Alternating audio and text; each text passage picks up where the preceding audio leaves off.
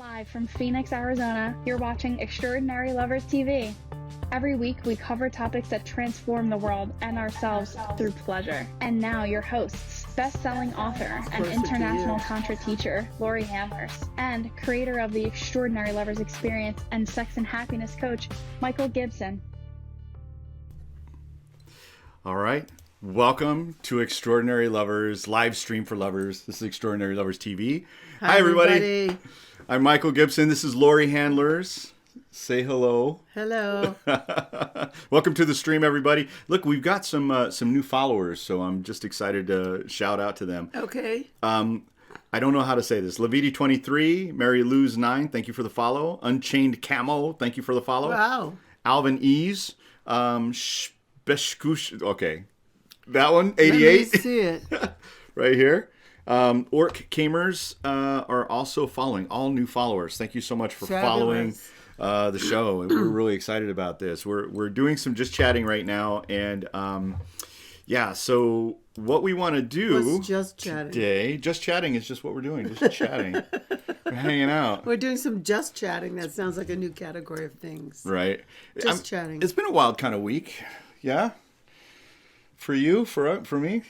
Well, I started a new program this week on Tuesday, and you started it too. Right. Sex and Happiness Journey. Right. Which is an amazing 10-week program, deep dive into my book, Sex and Happiness, and deep dive into people's lives. So that was a wild ride on Tuesday. It was. That was our first time with a full staff. We have a full faculty now. Right. They were all on with us last week. And now they're teaching with us, and it's pretty great to have other teachers. Right. And last week you had a pretty wild birthday, huh? Yeah, last week on the show, it was wonderful. I was so surprised. I laughed and cried. It was amazing. Yeah. It was a lot of fun. Yeah. And all your favorite people showed up. People from, not all. Well, most of your favorite people showed up. A lot of my favorite people showed up. From Australia to Europe to the United States. And it was great. And it was a lot of fun. It was very surprising. Yeah. I was shocked. Well, I'm really excited about today because we've got a lot to talk about, and we have a cool guest. We got a really cool special guest. Yeah. Yeah. So I'm going to move some things around real quick here, just a second, and I'll tell you, you actually. I think one of the best things that you do is you talk about how people can really be together, but some people, they miss it when they start dating or when they meet someone new, right? It's almost like they... You know, it's funny. Our guest, I was watching him on YouTube or something on a Facebook Live this week. Mm-hmm. His name is Jarrett Psych Laurence, and he was saying that people rush into getting into relationships. And so I stopped and I listened to what he had to say about that, because I feel like people rush to get into relationships. Like they're so desperate to get in a relationship that they try to fit anything and anybody into being in a relationship with them. And that's not really... Doesn't work. Like, how many bad relationships have you gotten into? I have. I mean, right? If you think about all the times, you're like, oh, maybe I should have done something a little bit different. Well, I think people rush to have sex. Mm-hmm. And then when they have sex, now they've had sex. So they say, okay, I've had sex with this person. Maybe I should try to be in a relationship with this person. No, maybe you should just have sex with them and leave them alone after that. Say, bye-bye. Yeah. That was great. Thank you for that evening. Thank you for that afternoon. And, we're really not meant to be. Yeah. So that's what I think. And I feel like Jared was saying that to the men that he coaches, like, don't be so needy and desperate to be in a relationship. Like, the thing I say is to vet your partners. And this really does lead into this week's topic, which is how to stop getting into bad relationships. How would you like to stop that pattern from happening over and over and over again in your life? Well, that's what we're going to tackle today. We're going to talk about a bunch of the things for the next hour. And we invite you to put questions into the chat. This is a live stream. We'll answer your questions right away. We look forward to seeing every one of you, and do follow us when you get here. So thank you so much for being here. But yeah, how do you stop getting into bad relationships? And this goes to what you just said. You've got to vet your partner. Yeah. So first of all, if you're feeling needy, you need to take care of that. And that's part of some of the stuff that I teach, please yourself, take care of yourself. If you're horny, do self-pleasure, do whatever you need to do, but don't just get into a relationship to say you're in a relationship, or to think, oh, good, now I'm set. Relationships open up a whole nother Pandora's box, a whole set of things that you have to face, and you're not meant to be in a relationship with just anybody. Right. So, well, in relationships, I mean, how we started out is we sort of vetted each other. I think we met a couple times. The second time we met, we discovered there was an interest. It was a hot night, and then not warm. It was just, I felt like there was something there. We discovered we had some chemistry after previously meeting and walking away from each other. Yeah, it was at a wine bar at a clothing optional dance party. That's where we first met, talking at the wine bar. It was the kitchen. Why? I jazzed it up a little bit. Where do you think we were, in L.A.? Yeah. It was a wine bar. It was the kitchen. We were in Phoenix. We were at a friend's house. Thank you. Yeah. I like to jazz things up. The sometimes. wine bar would have been if it was in, Malibu, or if it was in Brentwood. It was some guy's kitchen Phoenix, counter. Arizona. Yeah, it was a kitchen.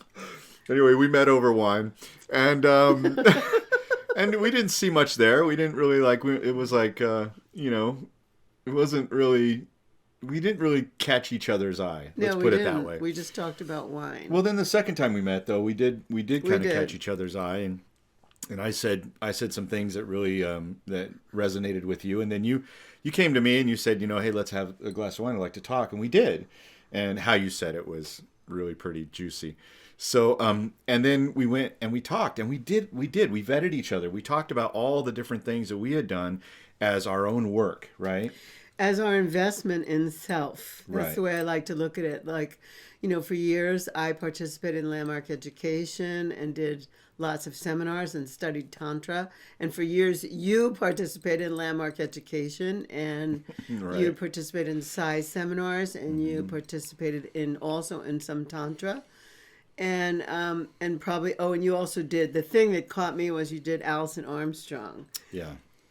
You did you did a lot of her seminars. I did all of her seminars that allowed men to be in them, and and I also dug into the other offerings that she has, audios and things like that. I learned as much as I could from her. So I was impressed with that, and you were impressed with what I said. And you didn't know who I was. I mean, you didn't know that I was an international. I had no idea who she was. You didn't know that I was the lead ISTA facilitator. Anything. You just didn't. But that was okay. It's like you saw me for who I was, who I am. Right. I saw you for who you am, and then Who I am. And then we decided to date. Yeah. And it was through that vetting that, how like most of the time when you vet somebody, and we got a question, we'll get Giselle, hey, we'll answer your question in just a moment. Welcome. Yeah, the part about vetting your partner was that it's not, most people, what they do is they look at, what are some of your common interests? No, or am I attracted to this person? Do I like their body? Mm-hmm. And that's part of it. Come on, that's pretty much it. Am I attracted to this person? Do they have? And then can I create it? Are they hot? Can I create a chemistry with them? Right. And then they have sex. Okay, maybe they have 3 dinners. See, that's what I mean. They'll talk about, oh, I like this kind of food, or I like to do this kind of thing. Interests. Maybe I'm interested in that. But it's always hobbies. And where you and I differ in that situation is we went to values. Like I wanted to know, where have you done work? What kind of work have you done? You wanted to know the same thing about me. And then we discovered that we had an entire community that we both were in and had never met there. And that was really cool. Yeah. So when I say, when we talk about vetting your partner, it really does come down, it's the values. Well, how do you match value-wise? Because you're talking about partnering. Listen, I have news for you. It's always going to come to that. Yeah. You might not play tennis. I might play tennis. You might not ski. I ski. Yeah. You like to go fire. I like to go shooting. Guns. I might not be interested in that. I'm not terribly interested in that. But we both are interested in physical fitness. We're both interested in super longevity. Actually, we value staying alive. Yeah. So that was a big one too. And I don't think you had ever heard that before. But you were interested enough in that for me to take a real interest in you. Because there are countless men. You kind of laid down a gauntlet for me too, because the way that happened was you said, look, I am someone who desires to live forever as long as I possibly can, and I want to be with someone who's that's their. They're not going to breathe death into me from the pillow. They want to go that direction. They're not going to be in bed with me and go, this woman's crazy, like she's really going to die. Like, I don't want to be with somebody who's going to be saying that. And hell no. Believe me, I have had partners who thought I was nuts. Yeah. So. And I thought, when I found out about super longevity, when I found out about the community and all the things that's available and the science behind it, which is really what gets me excited, the possibility that we could live and even reverse aging, holy shit, I was on board. And so that was very impressive. That was a value. That was like a huge value for me, and it was like I was crossing both sets of fingers. And when you were interested in that, not only did I take big note, but my friends took note. Yeah. My friends were like, okay, he's a keeper. He's good. Yeah. This one is good. So, you have to, go ahead. We have a question. Yeah, we do have a question. So how do you distinguish a bad relationship from communication issues or personal growth that has more to do with you than them? I don't know how to answer that. How do you distinguish a bad relationship from communication issues? Or maybe are you talking about personal growth that you have to do personally? That you feel like you need to do, and that your communication issues are based around that, or that they're the ones that are having the communication issue? Yeah, I'm not sure about that. I would say that there are no bad relationships. There are just people who have stopped growing together. There are people who have stopped, or who maybe never had a good communication. Is the same person writing more? Yes. She said, versus blaming it on a bad relationship. So it might just be communication issues. First of all, blame is not a good thing. Yeah, so that's ordinary. It's ordinary. Yeah. If you're having a reflection from somebody that, it's not working or your communication is off, there's no reason to blame. You have to look in the mirror and go, where am I falling short in communication here, or where is my partner not able to hear me? That's just like when people say, my partner didn't tell me the truth. Well, if your partner didn't tell you the truth, were you a space for hearing the truth? Yeah. Like who's responsible here? I feel like relationships, they call relationships the highest form of yoga. Some people do, because in relationships we're forced to take a look at ourselves and see what our shortcomings are. We want someone to love us. We like, oh my God, I'm loved. I'm so loved. And then it's like, oh God, I hate this. I hate the way we're communicating. I hate the way we're not getting along. Whatever. I have to look at my own shortcomings. What can't I be with? And did I vet my partner to find out if we had the same values? Right. Yeah. And then the other question is, what kind of personal growth have you done? And, where are you using the tools? So a lot of times we go to these personal growth programs and then we don't use the tools. And so maybe that's something to go back to and reassess those tools and go, okay, what do I need to do to actually really utilize this information, these tools that I have in relationship? One of the biggest things that I find that happens, and I'm going to ask this question of you, do you feel like maybe there's resentment between you two? Or maybe, it's not a bad relationship, but you just feel like you guys resent each other Maybe you're resistant of each other now. Usually that comes from not being able to speak your truth. Exactly. And who isn't speaking their truth? Like, if I can't speak my truth, who's keeping me from speaking my truth? Mm-hmm. Me. Are you safe enough for me to speak my truth? Actually, I'm going to speak my truth anyway. Yeah. And I'm going to find a way to say it. So I'm not holding anything back. Yeah. That's an important part. But there are ways to do it that we feel actually can lead back to love. Well, so this is the part I think Laurie and I really do have some unique perspective on, and that is returning to love when you feel like, you know, you're in a bad, hard situation. Like, this is a bad relationship now. I don't like this. This is not the way I want it to be. Well, how do you return to love? And that's really about a lot of what our work is about. Yeah. How to do that. In the Sex and Happiness program, we teach people how to be who they said they really were on their dating profile. On their first date. No, but on their dating profile. I'm this, I'm into this, I'm so this, I'm liberated, and I'm well thought, and I'm, whatever you write on your dating profile, then how are you going to actually be that? Like, all the time. How are you going to be who you said you were going to be? And not get stuck, we call it arrested development. Like, right. People become teenagers in relationships. Like, they act like they're teens. They stop having adult conversations. Yeah, they argue with each other. They argue all the time. So that's what we say in Sex and Happiness. Then in Extraordinary Lovers, when we teach people to be extraordinary lovers, we teach people what extraordinary is versus what ordinary is. And, like what you see in Hollywood movies or what your parents were probably is very ordinary. Mm-hmm. Like, they probably didn't know how to communicate enough and return to love enough to not fight.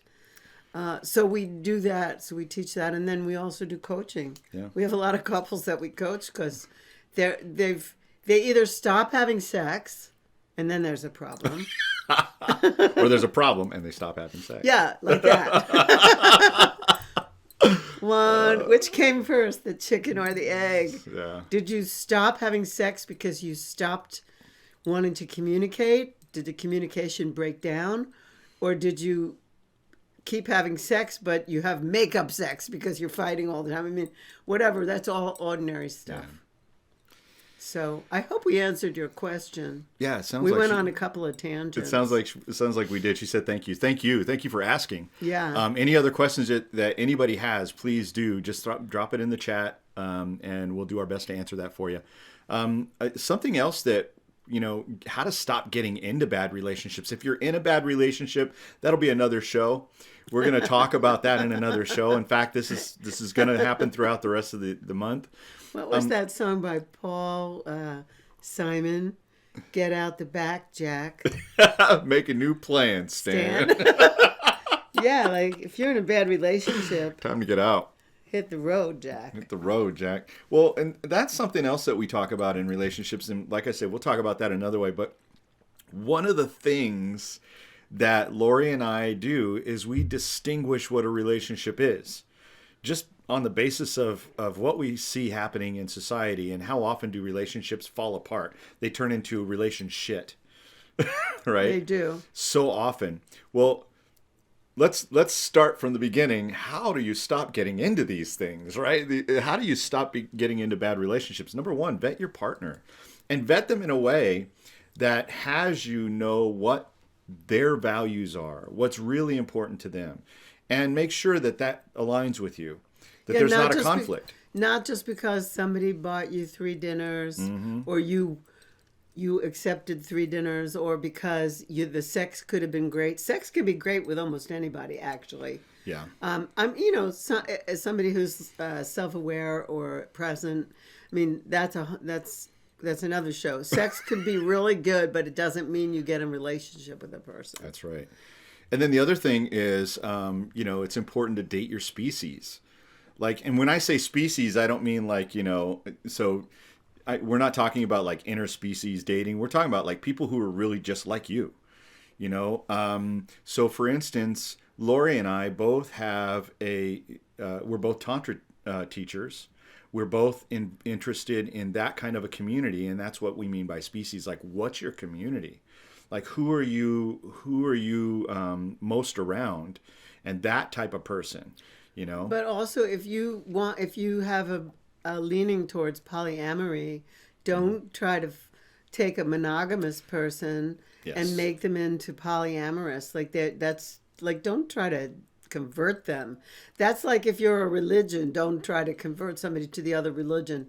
If you are, if you're gay or bisexual, don't try to take a straight person and convert them into that. I've seen these things be disastrous. I've seen people get really hurt over trying to manipulate somebody to be what they aren't. Yeah. And it's devastating.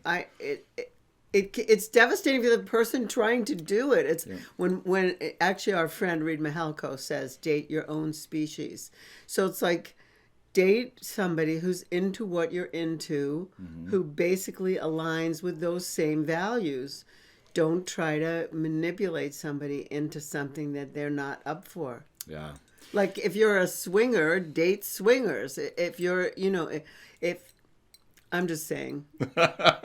You're right, though. I mean, that's exactly it. This is one of my famous stories, but I had a connection with somebody who owns the resort Hedonism.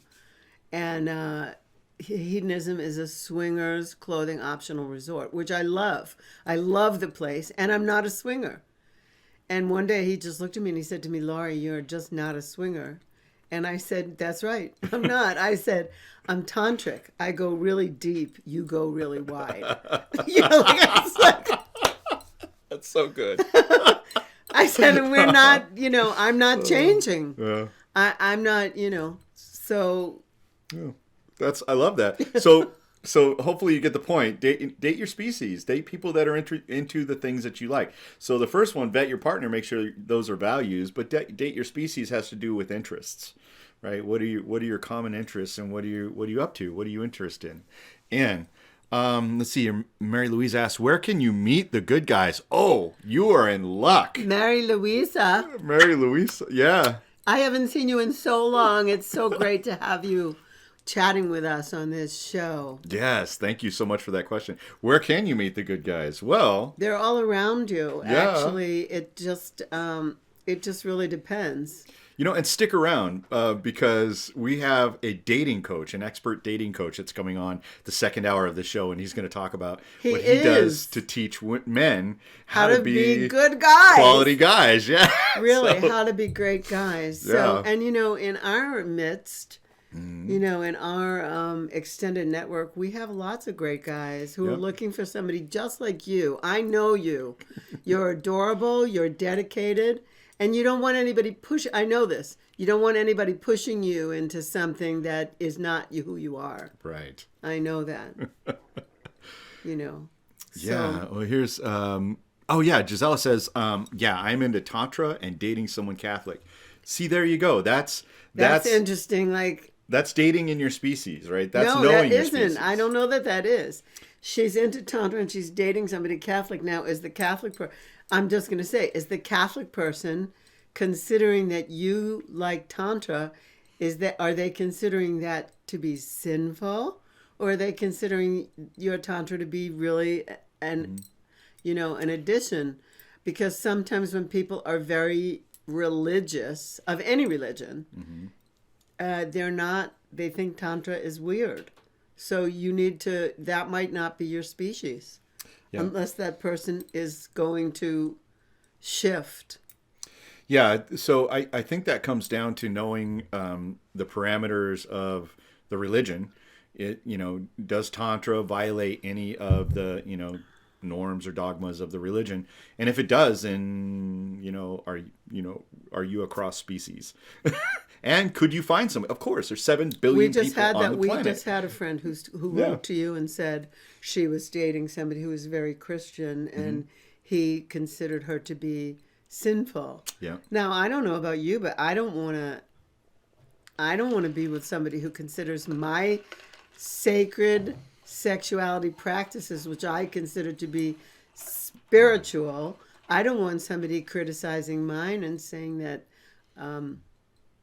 then I'm committing sin. Yeah. So that's the question for this. I mean, I don't know. And when I started Tantra, which was in about 1996, many people who were in my Tantra community then said they were recovering Catholics. Oh, wow. They had left the church and that they had found Tantra to be sacred, to making the body sacred, was contrary to the tenets of the Catholic religion. Now, I was never Catholic, so I can't say, but you were. I was born into the Catholic Church, and I did a few of the things that you're supposed to do. I got all the way. I wanted to be Catholic. I wanted to have all those rituals, but I'm glad I didn't have any.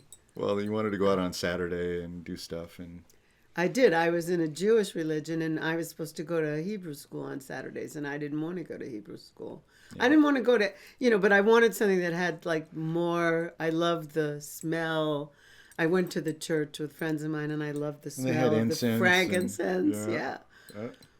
Anyway, anybody on the chat do catechism? Like, I was an altar boy. Could you see me as an altar boy? Dinging the bell, right? Yes, I can, but not now.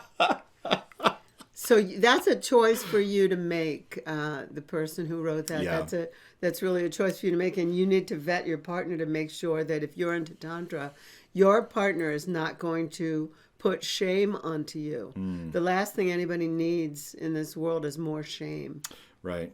This I want to say this because I think it's important, and that is that pleasure is your birthright. Mm-hmm. And so, as you say it, you were born in skin, right? Say that. I was born in skin. You were born in skin, and if you weren't meant to have pleasure, then you would have been born in something like wood, metal, or glass, or plastic, something that doesn't have any nerve endings. Skin is the largest sensory organ, and we're supposed to feel good. It feels pleasure. So that's why it's our birthright. We were born in it. Yeah, and it's your birthright from the moment that XX or XY was determined in your future, and all the way up until, hopefully the moment, hopefully you live forever like us. We want to live forever. But if that day comes where you don't, even if you debate X, Y, or XX, because there are people who are in our circles who gender bend, they don't agree with whatever got assigned to them, and you're supposed to feel pleasure too. Yeah. And there's a lot of suffering around all that, and I wish we could end that suffering and people could choose to be whoever and whatever they are. So yeah, and I guess we took a little rabbit trail on that. My fault. My fault. Yeah. Are there other comments? Are there other questions? Because we got. Oh, Chrissy is our producer, by the way. Hi, Chrissy, and she does our chat. She's our moderator, and she says, "I was born Catholic, and I can definitely say my mother has a difficult time accepting my lifestyle." Yeah. It's not easy for any religion that has restrictions on the way people interact in relationship. In most religions, it's one man, one woman. And so... because they want more followers of the church. Yeah. They want you to stick to the certain guidelines of that religion or that church, because if you go out... It means your soul if you don't. Right. They tell you that. Yeah. If you go out of bounds, then you're not going to produce another little card-carrying whatever that religion is. Right. So, well, the next thing that I have on our list of stuff to talk about is one way to stop getting into bad relationships is to know your end goals. Like, what are your relationship goals? I mean, are you monogamous or are you polyamorous? And how do you communicate that to a person that you're interested in? Right? So monogamy, polyamory, what are some of the other ways that people have relationships? I said swinging, open relating. Relationships, yeah, swinging, all those things. Celibacy. Yeah. And how do you communicate that to somebody who doesn't really know? You're talking to somebody and maybe you're polyamorous and they're monogamous. Again, that goes back to date your species, right? So if you're polyamorous and they're interested or they're open to it, like I was open to living a really long time with Laurie, which got her really excited. Maybe then you can have that conversation and say, well, this is what polyamory is, and there's a discussion to have. But you need to know your end goals. And maybe you're somebody who just wants to be single and have multiple partners. And that needs to be communicated. Like, you got to tell. You can't hold that back. We do this thing called RBDSM. It's a safe sex talk. And it sounds like RBDSM means like really good BDSM, but that's not what that means. So, yeah, if you don't know what BDSM is, that's another show. And RBDSM is a conversation where you can talk to people about your relationship, like what relationship you're in. What are your desires for a relationship? So R, relationship. D, desires. B is your boundaries. Your boundaries. S is your sexual history. Like, when's the last time you had a STI test? How often do you go? Those kinds of things. And then finally, M. M is really important. This is the most important part. What does it mean to you if we have sex? Here's what it means to me. And so you tell, this is what it means to me. Like, I would want to call the next day. I want to text the next day. I would want to see you tomorrow. I don't want to see you tomorrow. What is... I don't want to see you again. What does M mean? No, well, No, I'm kidding. a lot of times, one time I was in a course, and Monique, Monique and Peter were our first guests ever on this show. Hi. And Monique said, what if I had sex with you and I never wanted to see you again? Would you still want to have sex with me? And I thought, wow, what a great question. Whoever says that to somebody, what if you just were a one-night stand? Yeah. Would that be okay? So that's the M, is like, if I was intimate with you, what would it mean? Yeah. What would that mean to you? Do you need to feel like I love you? Do I need to feel like you love me? What is love? All of that. It opens up a whole question, again, of values. And it's an adult conversation. This is something where, you're going to step into a conversation that may be a little tricky for you in some ways. So maybe you could write RBDSM in the chat, Chrissy. Yeah. And what they are. So relationship, boundaries, desires, sexual history, and meaning. All right. Mary Louise asks, could you tell me what it is following Tantra? You tell it, Tantra. What teacher. do you mean, tell me what it is following Tantra? What does it mean? Could you tell me what it is following Tantra? Do you mean what it is to follow Tantra, Mary Louise? Is that what you mean? Or what it's like following Tantra? I'll start there. I'll assume what you mean, and then if you want me to clarify any more, then I'll wait to hear from you. So following Tantra means, for me, what it has meant is... What's it like? She's asking. Yeah, it means that I don't see a separation between my sexuality and my spirituality. In other words, let's just go back to the basics. Unless my father raped my mother, which could have happened, but I don't think he did in this case. I was born out of two people connecting out of love. Like there was a seed that got impregnated inside of my mother because two people loved each other. So there was love present, and to me, that's spiritual. And so and then I'm embodied. I'm in a body. I'm not just like a talking head, and I'm not just a spirit that has no embodiment, that isn't grounded. I'm not like Casper the Friendly Ghost. I'm like an embodied being, and I know that the powers that be, including religion, including the government, including my parents, tried to convince me that everything above my neck is the valuable part, like how smart I am, whether I'm valued for my smartness, and that my body, I shouldn't give my body away, and that if I give my body away, it's sinful because I had to preserve it for marriage or what have you. Right. And that I questioned that from a very young age. Yeah. And when I found Tantra, I found an ideology. I found a set of practices. I found something that reframed what I do with my body into a spiritual act, like prayer. So I consider my sexuality, I consider my body, anything that involves my body, to be sacred. And that was a very different framework from those which were offered to me by my culture, by my family, by my religion, which I didn't follow much of anyway, but that wasn't offered in my religion either. Yeah. So following Tantra means that I have some freedom in my body. I can choose to do with my body what I want. And when I choose to do what I want, I see it as a sacred act. Let me insert something here, and that is, well, it's a question. What is Tantra? What does Tantra mean? What does that word mean? Well, I learned that Tantra means expansion through awareness. And I didn't quite, I mean, that's too woo-woo for me. Like, that isn't like a bare bones definition. So I have expanded the meaning of Tantra to mean transformation through pleasure. So there I have skin, which I was born in.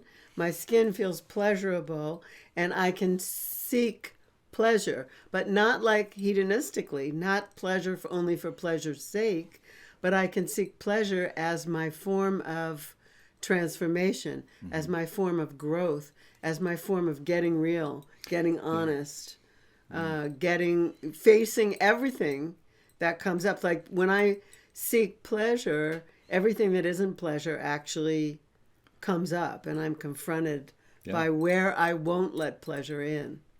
And transformation that happens instantly. Like, it's not something that's drawn out. It's transformation through pleasure happens similarly to some of the courses we've been through, like the Landmark Forum, and Tony Robbins has courses. You get distinctions. It's just boom, all of it. One moment you were this way, and the next moment you're that way, and it's a transformation. It's a paradigm shift. Yeah, it's really different from change. Well, when you taught me Tantra, I came out of a Tantra kind of a thing where I was learning this way Tantric of massage. Tantric massage. I was doing Tantra massage, and I thought that was Tantra. What Laurie taught me when she was my first Tantra teacher, real Tantra teacher. And she said, Tantra is breath, sound, and movement. And it is experienced through the witness. Now, if you read her book, Sex and Happiness, the Tantric Laws of Intimacy, you'll discover that that's really what we're talking about, is the practice of Tantra happens through breath, sound, and movement. And it's witnessed. Then you have a witness part of yourself that can witness yourself as you transform. And it can happen just like that. It's kind of like, if you consider what a paradigm shift is not just deciding, oh, I want to change something and then changing it, like changing the way you speak or changing the way you dress or changing the way you act. Transformation is going from, like what you said, 1 minute you were this and the next minute you were that. So I like to liken it like driving a car. When you're learning to drive a car, at first, when you're trying to back up, and if the radio is playing, and if you're chewing gum, and if you have to, look behind you in the rearview mirror, everything seems so mechanical, and then all of a sudden, boom, there's a moment at which it clicks in, and then you wonder. I mean, now you can drive, and half the time you're not even present. You could just drive from one exit 20 exits away, and you go, what happened during that time? Where was I? Like, you can automatically drive now, and that's a paradigm shift from when you were learning in driver ed how to maneuver a car and all the pieces that went to it. Now you could just speed on the highway at 65 miles an hour and can't even remember driving. Remember at first you were 10 and 2, and you were like this, and you had the little, you had stick to left or and whatever. right, or if you were driving a stick, right, all that, you were doing this and you do that, and now you're like eating a taco, you're like talking on the phone. Some people are putting on mascara. It's ridiculous. Reading a book. I saw a guy reading a book one time. It was at the stop sign. It was at the stoplight. Now you're texting. You know, watching videos, YouTube on your a damn paradigm phone, shift driving. is when you really shift over into it. Another paradigm shift would be learning a new dance step and counting. You count how to do the salsa, and then all of a sudden you shift into it. You're on the dance floor, you hear the music, and you don't count anymore. You just like your whole body knows how to do it. So that's a paradigm shift. Yeah. You know. So how's it like living a tantric life? I'll tell you how it is for Laurie. Yeah, because he's newer at it than I am. I'm older at it than he is. It's new for me in the sense that, you know, we do morning movement. We get up and move every morning, and part of that is because it's a practice of breath, sound, and movement. So we do that. You know, we also do other things that that probably many couples don't do. For instance, we'll sit yab yum, we'll make a bubble, we'll breathe with each other, we'll eye gaze with each other. These are things that we do that are, you know, that's part of a tantric life, and it's a little bit different. And the breathing is really a big part of it. So, and Laurie knows. We also eat dessert first sometimes. Sometimes before we go out on a date, like when it's date night, we have sex first. Where's the bell? I thought you set up the set. I'm sorry. Sometimes we have sex before we First. go out to dinner. I never understood going out to dinner, getting bloated from a big meal, and then coming home and wanting to be seductive. Oh, yeah. That just never made sense to me. How many of you that has not worked out in the past? It doesn't. Like, You feel all gaseous. it's forced. Maybe you're drunk. You had too much wine or something, and then you go home and you're trying to have like passionate lovemaking. Forget about it. Yeah. I think that's like ridiculous. I just did a post this week about that. fuck first, date later. Yes. You know, it was a big old long Instagram post, but yeah, it's basically that. Yes. You know, and oh, by the way, you know, when you get oxytocin in your system, it has a couple of really cool effects besides the, you know, the connection part of it. Like it's that love hormone. It's the bonding hormone. So if you have sex and orgasm before you go out to dinner, you have that in your system. So going out to dinner, you're going to bond more. You're going to feel good together more. And you don't eat as much because And- you're already full. It's a natural suppressant, by the way. Yeah. To eating. It's a natural what is it? Appetite suppressant. Sorry. What I was ripped that. It was my Velcro leg. I'm like, what is going? I got we caught have on my bugs finger. climbing up in I here? got caught on my finger. So that's the other thing, is that it's a natural appetite suppressant, and it also helps you to metabolize your alcohol. So you still get drunk. I'm not saying you don't. I'm just saying it helps you to better metabolize your alcohol. Don't drink a lot more just because you know. But here's the cool thing. If you have eaten half of the meal because you're not as hungry, you're having great conversation, you're really into each other. At the end of the night, you're a little tipsy. You go home. Hopefully, you either, you know, Lyft or Uber. You get home. You're ready for round 2, and we've had that happen. Right. And boy, that's some good loving. Right. And it's tantric. So yeah, tantric lifestyle is, it really is seeing where the pleasure is and following that, where the bliss is and following that, rather than where the suffering is or where the obligation is, or where, you know, yeah, there's things we have to do, but we don't, that's not the first motivation. Yeah. The first motivation is, one, how can we be in love with each other and back into love? If, like, return to love if we have a setback or a breakdown. And then what are the practices that we do to get back into love? We have regular practices that we do. If I'm upset, I don't like come and take anything out on Michael. Like, I come into this room and I do emotional release. Yeah. I don't carry bad feelings and bad emotions. Yeah, and we're actually gonna do an entire episode on emotional release, okay. So that you learn how to do it, because, you know, how does it feel when all this stuff is pent up? It's like I asked the person before, Mary you know, Louise. No, not Mary Louise. Gisela, yeah. You know, do you feel like resentment? Do you feel like you're having resistance towards each other? So there's this thing called the 3 R's that Laurie and I teach in Extraordinary Lovers, and it means resentment, resistance, and revenge. And if you find yourself in revenge, that's a tough one. That's a very difficult one. But resentment and resistance, you can work your way out of with some simple tools.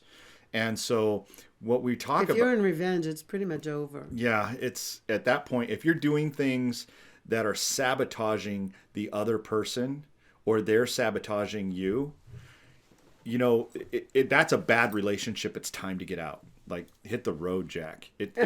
You need to dissolve that relationship and move away from that person because you're doing it to each other. It's really interesting how often people get along better after they break up. Like, once all the boundaries are then put up and that person now knows that, you know, there are certain things that you can't say to me. You know, there are certain things you can't do to me. And that boundary gets put up, all of a sudden they start to get along better. Well, you know, in some cases, what if you could learn how to dissolve the relationship and have the boundaries set up and still be sovereign without having to separate? Like, that's another technology. We had to do that, and we have friends who had to do that. We had that. to dissolve the relationship and start over. If the relationship is not working, twice. Dissolve it. But stay together. Figure out a way to stay together and say, all right, I've got some boundaries that I need to communicate to you. We came up with some new agreements, and it works now. And we don't have, that's the thing, we relate. We relate to each other. We don't really have a relationship, although people look at us and go, you have such a great relationship. Such a great relationship. There we go. But we like to consider it a noun. Yeah. A verb. Yeah. Relating rather than relationship. We don't like the noun so much. Yeah. We tell people to sink the ship. So how to stop getting into bad relationships? The last one I have down here is know your situation. Like, when you're dating, are you a single parent? Like, you're a single mom or a single dad? You know, that's something that you're going to want to sort out. And how do you do that kind of dating? The other one is maybe there's an age difference between the two of you. There could be a race difference. There could be a race difference. Yeah. There could be a lot of things. What is the situation, and how do you manage it, and be real with yourselves about it? You know, for you and I, it was an age thing, and not many people know this, but Laurie and I were separated for about 9 months, and we weren't together for about 9 months because I had an age issue. Laurie's 21 years older than I am, and I had a problem with that. And once I got over that, and I had to get over that. Like, I had to do some work on me, and I had to get over it. And once I did get over it, this woman was like, yes, of course I love you. You know, let's sort this out. Let's come back together. And we did. We came back to love. And I think that's probably one of the experiences that taught us a lot about doing that, about how to return to love. And yeah. I told you that I loved you even if you never came back. And that I didn't need anything from you. Mm-hmm. You know, that you should just go out and live your life and be love. Yeah. That was really, it was very generous of me. I didn't even believe it was coming out of my mouth. And you didn't believe that you heard it, but it was true. It was really very freeing. A shift for me happened that night. So thank you for that. I appreciate you. You're welcome. I appreciate you too. You know, it's okay to... I still love you. It's okay. Really? Yeah. Oh my gosh, I still love you too. It's okay to adore each other. All right? Yeah. Oh, wow. Well, we're having a lot of fun. And oh, by the way, some of the things that we're talking about now, like, what I mean by this is, how do you date someone who's maybe older or younger than you? How do you date someone who is a single parent? Right? How do you, like, what are the things that you should do in dating someone to be able to pull that together and actually have it work for you? And you could also have long distance. You know, there's long distance relationships. What's your situation? Yeah. You know? Yeah. It's all there. Or if somebody has a primary partner and you're not their primary partner. Right. You know, how does that work? So there's a lot of things that take clarification, and that's one of the reasons why we say people should not be into a rush. Like, you don't need to rush into a relationship. Slow your roll. Yeah. Yeah. Slow your roll. And all right, really chat. think about it. Do you have any questions for us regarding any of the things that we've talked about today?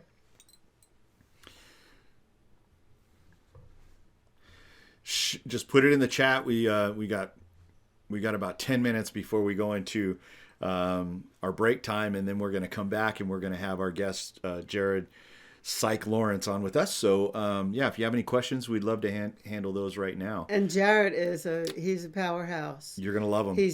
I think so. You met him first. I did meet him first.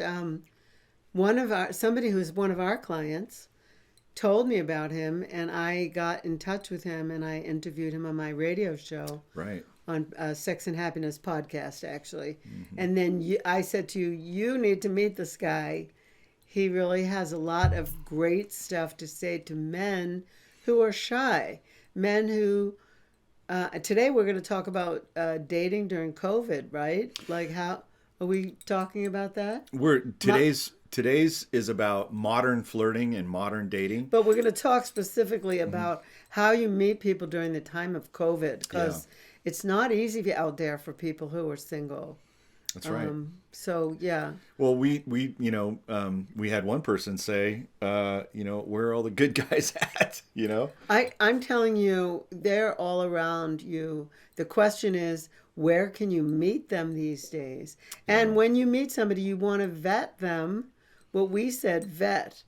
Yeah. You want to vet them to make sure that they are really for you and in favor of you. Don't get into a relationship too quickly. So and I'm not talking about whether you have sex or not. I don't care. Yeah. But if you're the kind of person that has sex with somebody and then you're attached, you should read the book about attachment styles. Like, if you can't disattach from somebody, then don't rush into sex. And I'm not a prude. I don't care. If you want to have sex, have sex. I don't care at all. I've certainly had my share.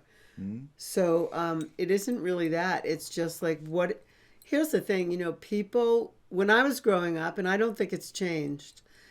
When I thought about love or giving my heart to someone, it actually felt like I was detaching my heart and my whole nervous system and giving it to a person. What would a person want with my heart and my nervous system? They wouldn't know. You wouldn't know. I don't know what to do with mine. Exactly. Like, you cannot give your whole system over to somebody. It's Right. not their responsibility. So that's part of it also. Like, when you say you love someone, that's nice. But keep your heart and your nervous system. Don't give that all away. And I think that's what, music, songs have said to people. I would die for you. I would give it all. When a man meets a woman. I think of Shaka Khan, or I think of Prince, or these songwriters who write things like they'd say, you're so important to me that I would stop living. No, I love you, Michael, but I'm not stopping living for you. Thank you. I'm glad. I see that Jared has joined us. Oh, man. Yeah. Yeah. Yeah, he did. Yeah. He's in the background. He's going into the waiting room. So you're not supposed to tell. This is a TV show. Sorry. Oh, we got a question, though. I don't know the etiquette of this. What? I'm teaching you as we go. How did you handle the age difference? That's what Mary Louise wants to know. Look, I can't do anything about how old I am. So I said to him, you should go away and live your life. If you can't be with me, go love somewhere else. I just freed him because I'm sovereign. So I came back from somewhere. I was at an ISTA level 2 as a participant. And I came back and I called him and I said, meet me. So he met me and I said to him, look, I love you. You're completely lovable. And if you have to go away because you can't reconcile our age difference, then go away and know that you're loved and go love. And then he thought about it and thought about it and thought about it and thought about it and thought about it and thought about it. I don't know if it took like that long. I'm sure it didn't take that long. He thought about it for quite a few months. And then he called me and he said, come have dinner with me. I really want to see you. I really want to be with you. So it took, I didn't expect that. It was really a surprise that he finally called me and said, no, I thought about it and thought about it and thought, no. And I did think about it. Well, I mean, I had to look at myself and get clear on what it was that I wanted. And so part of what I was doing was I was really going through my own process. And I felt really terrible for breaking up with her because of her age. And I really didn't tell her that. It was just kind of like, this doesn't work. he didn't want to tell me in the first place that he even No. had an issue with it. I made him say it. I pulled teeth to get that out of Got him. that tooth right there. I pulled teeth to get it out of him, the truth. But once the truth was out, we could deal with it. Right. And the fact is, we were both in other relationships. I mean, we were relating to other people. And I just said, I'll live, I'll be okay. And I love you a lot. And you're really a great lover. I will miss you. And I'm freeing you. You're free. Go do whatever you need to do. And so he did for a while. And then he called me and he said, I thought about it, and there's not really anybody that I'm as compatible with as you. So Yeah. I had to get over it. He had to get over the image. Sometimes we live an image of who we think we are, and the number of age is also part of that image. Mm-hmm. So he was worried about what other people would think about him if they saw us. Would I seem that much older than him? Actually, I don't. But No. and he also had to get over the fact that I'm similar in age to his mother. You're exactly the same age. That was a big one. He was like, "Oh my God, I'm dating a woman who's my mother's age." But when you consider, if his mother were sitting here with us right now, you would see there's a huge difference between me and her. Yeah. And that has to do with her chemistry and how she is. It has to do with my chemistry and how I'm going backwards in age. She's not. So yeah, that's how we dealt with it. Well, we got a couple of questions before we head into our next segment. Okay. One says, to give yourself the chance to meet a guy to date, do you go out with several at the same time and tell them? Yes. Yeah, I guess that's a good idea. Yeah. First of all, this is an old adage that I have. This is really old. You're making me really reach back. A flower in a field of one looks like the most beautiful flower. Like if you only have one tulip, that tulip looks like the only tulip. You only have one rose. That rose looks like the only rose. That's the most beautiful rose in the world. But a flower in a field of flowers, like if you have many tulips, then you need to let the one or two, however many you are really wanting to be with, rise. Bigger, brighter, stronger than the other tulips, than the other roses. Yeah. So I feel it's really important to date in a field of people rather than one. Right. Than one. It's because that one looks too good. It's a distortion. Yep. That's how I feel. Well, these are all great questions. We really appreciate them, and we're going to take a break. We're going to go away for a minute, and when we come back, we're going to have Jared Psych Laurence with us. And like I said, he is a dating coach. He's an expert dating coach, and he's doing really great work with some of the men that have actually been in our programs. And they have really amazing things to say about him and about his program. And so we look forward to seeing you in a bit. We'll be right back after, well, we don't have any messages, but we'll be back after this.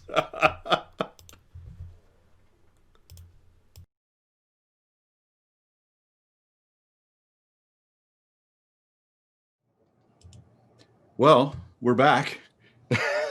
That was a short one, but we're back. So thank you so much to everybody who's here. We are both very excited. We've got a special guest on for you, and he's waiting right now in kind of the waiting room, the Zoom waiting room, if you want to call it that. One of the things that I do like to mention is that we record all of our guest speakers, and we put that up on our podcast, which is sponsored by sextalkradionetwork.com. So after this, you'll be able to go to sextalkradionetwork.com and watch the full conversation that we have with all of our guests. And today we have Jared Psych Laurence, who is an international motivational speaker. He's the CEO of Modern Flirting, the author of How to Meet Your Dream Girl Tonight, and The Psychology of Modern Flirting. He has 7 years of formal psychological training under his belt across multiple universities and is a trained therapist to boot. In the last 15 years, he's been globally recognized as a lifestyle consultant and dating mentor. I don't know why that says me. Dating men. So you can find Jared at modernflirting.com and on Instagram at Jared Psych Laurence, dating mentor. There we go. That M-E and got cut off. Anyway, he's a dating mentor. Listen, he's an amazing dating coach. I'm going to bring him on. Jared, how are you doing today, man? I'm good. I'm a great dating me. I would dating me. If there's a word dating me. This is a great bio, by the way, and it tells a little bit about, but you know what? You're responsible for 50 marriages? Like that I know of at least, and probably 5-10 babies.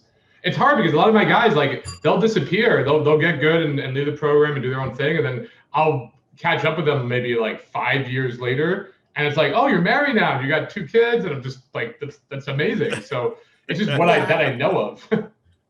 Yeah, that happens in my programs too. Yeah. People they meet the relationship and then they get really complacent, like they're not in communication anymore because they got what the end goal was. And it's like, who needs me? Who needs you? Right. But I think it's really good when they tell us that they're happy now and that their life is working the way they had planned.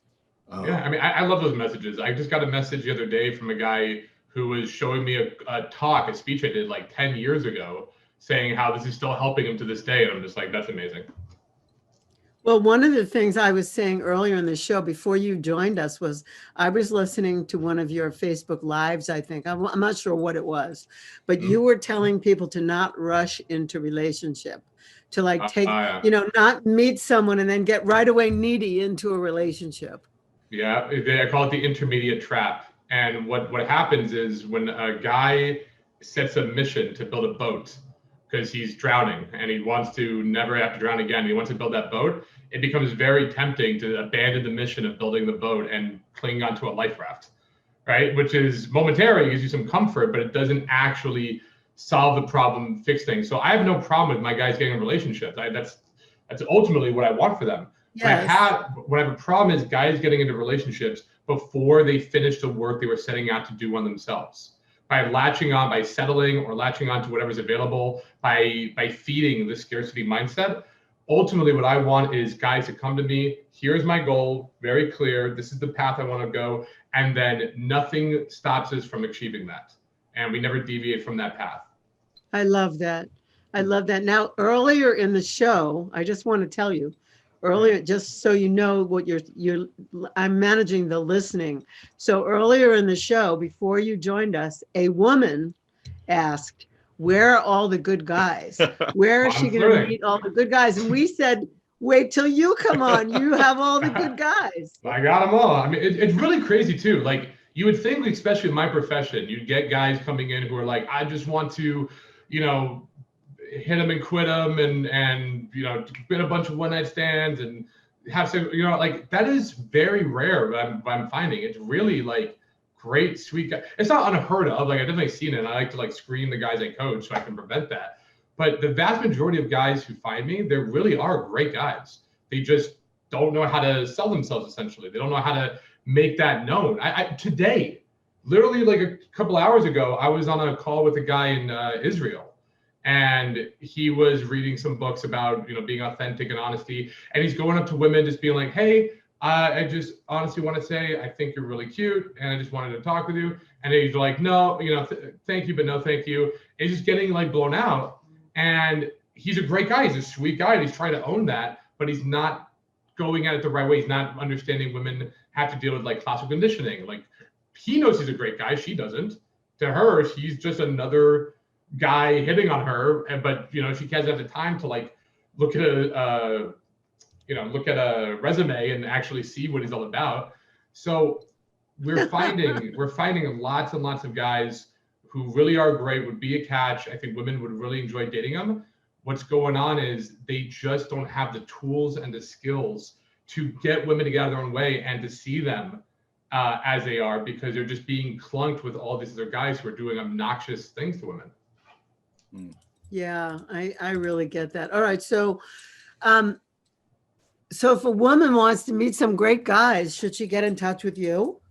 Yeah, I can introduce her for sure. I do. I also coach women. I do like one-on-one consultations with women. I don't have the group format because I've just found with men, it's very streamlined. It's like very, they walk the same path, right? With women, it becomes a little bit more complex. I think we all understand women are a little bit more complex than men. So I like to, if I'm going to work with a woman, I do one-on-one stuff. But if she's in a city where any of my guys are and she just wants to be introduced to a sweet guy, more than happy to introduce her to any one of the guys in Modern Flirting, for sure. Wonderful. That's great to know. Really, really great to know. One of the things that I always, especially when it comes to men, is that, sometimes they are a little intimidated, I think, by the success of someone who's been working on this in their life as long as you have. And do you find that that's a problem for having men join your programs, or to become interested in up-leveling their life in that way? So again, I was just doing a coaching call with a guy. Well, I hopped on 15 minutes with him because he was freaking out about something, about his big move. He was freaking out about something that's actually going to make his life incredibly better. But there is a fear of success. There is a fear of the unknown. And I jumped on a call with him for like 15 minutes just to set him right. This is outside the program. This is just me doing it for a student because I want to be there for him. If anybody who needs me, I'm there for them. But he's talking with me, and what he said is like, dude, honestly, the thing about you, man, is that you're just so empathetic, that you just understand what I'm going through, where we come from. It's very funny if guys are intimidated by my success with women or what I've done, and that's it. Like, to me, that's comical, because I, for my whole beginning of my life, was awful at this. If anybody knows my story or gets into my journey, they'll realize I had to fight tooth and nail for every bit of scrap of understanding, not just with women, but with people, how to not be able. I was the kid who was playing Magic the Gathering, this nerdy card game, by himself in his mom's room every weekend while in college. Okay, like I didn't even have a nerd friend to play with. I'm playing 2 cards against myself, like playing chess against myself. So for guys to be like, "Oh, you don't understand what it's like," and like, come on, man. It's That's true. I know your background, and so does Michael, because we've interviewed you on other shows. Yeah. You're the guy. I mean, when you told me your story, I mean, I was almost crying. Yeah. You told me the story about finally getting invited to a party. Mm-hmm. Amanda. And then the girl having the party finally said, "Who invited him?" Something like that. In front of me, like I'm there. I walk through the door. I'm with my buddy Chase. We're going in my first ever house party. Super excited. And the girl Amanda's showing it looks at Chase and goes, "Why the hell did you invite Jared?" And I'm just like, I thought it was cool. I thought it was okay. Do I leave? Do I not? I didn't leave, but I just kind of stood there like an outcast because he drove me. I think that's why I didn't leave. I was mortified, but like I just kind of stood there, not knowing what to do, not talking to anybody. I mean, it was awful, and I really do think like at the time awful, but now I look back, I laugh. I'm grateful for having that, because one, it set me off on this journey, and I don't think if I went through those experiences, I would have been as motivated and worked so hard to get where I am now. And number two, it really does help me, like you guys said, empathize with all the students who come across and that I help out. And it allows me to connect with them more, and allows this job to be so much more rewarding, because I know what goes through it. I know the demons that come late at night where you're thinking like you're just not good enough and you're a loser and what's wrong with me. I also know the entrepreneur guys out there who, they have the golden handcuffs. They're just constantly work mode. And they want something more. They want a lifestyle, but they don't have time to go out and figure this out from scratch. So I can empathize with a lot of them, because I've been there. I've been in both those shoes. Yeah, beautiful. So tell us a little bit. You want to ask him a little bit about it? I do. I want to ask, like, where do you start? A guy calls you, and he's anybody. He calls you and he says, I'm having trouble. Well, I kind of want to know, like, who is modern flirting for? Like, so the program is called Modern Flirting, and it's an amazing brand. I love your brand, but who is it for? Like, who's me for sure, but other, young guys, old guys? Tell us a little bit about that, maybe. The beauty of this is I'm going to answer both of your questions the same way. So that's the beauty of all this. Because that's what I love about you. Because I mean, on the initial call, when guys come to me, the first thing I do is this program right for you? Because if it's not, I don't want to pitch it to them. I don't want to go into it. I want to get to know them and see what their problem points are. What are their goals? Do we have the same kind of values? Like, a lot of the initial call when I first talk to a guy is, I'm not saying anything about myself in the program. I'm just asking a lot of questions. I'm really trying to figure out, like, is this right for him? Because if it's not, and I told guys before, they're astounded. They'll be on a call with me, and I'm like, yeah, honestly, I don't think this program is right with what you're looking for.